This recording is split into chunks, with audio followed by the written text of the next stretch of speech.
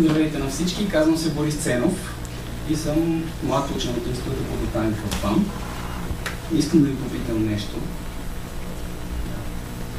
Знаете ли, че преди 7 милиона години климатът в България е бил много по-топъл и много по-влажен? Сигурно се чуете аз откъде знам това нещо.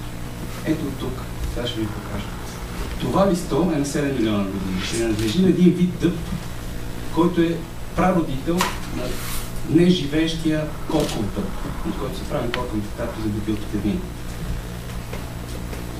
В това състояние, поради един процес, който се нарича фосилизация. Преди 7 милиона години този лист се е откъснал от дървото и попаднал в езерото, близо до дървото. Паднал е на дъното и е бил затрупан от огромно количество глина и малки пясъчни частици. С течение на времето тези пясъчни частици са се оплътнили и са се превърнали в скала. Листът е останал вътре, а материята, която го изграждала, е изчезнала. Останал единствено отпечатък от този лист. На него обаче личат много подробности от структурата на листа. По тази структура ние можем да идентифицираме този лист и да определим кой е неговия най-близък съвременен роднина. Освен това обаче можем да направим нещо съвсем много по-интересно. Да определим какъв е бил климата, при който се е развивал този лист и цялата флора, която всъщност се е развила по това време. Как става това нещо? Преди около 100 години двама учени, американски учени, Бейли и Симънс се казват, установили, че колкото по-близо до екватора се намираме, толкова по-малко растения с назъбени листа виждаме.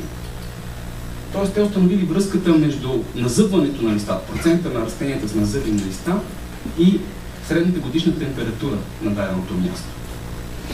По-късно много учени се опитали да намерят такава връзка между други белези на листа и други климатични параметри. Успели, разбира се, например, размера на листата може да ни даде информация за това какво е средното годишно количество на валежите на дадено място.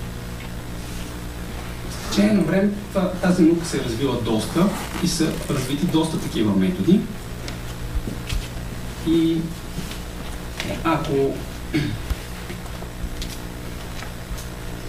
всъщност това, което свързва листа с климатичните параметри, представлява едно просто и елементарно математическо уравнение, в което има една единствена променлива, която ако заменим с процента на растенията, които притежават даден белег, можем да получим съответния климатичен параметър, конкретна стойност.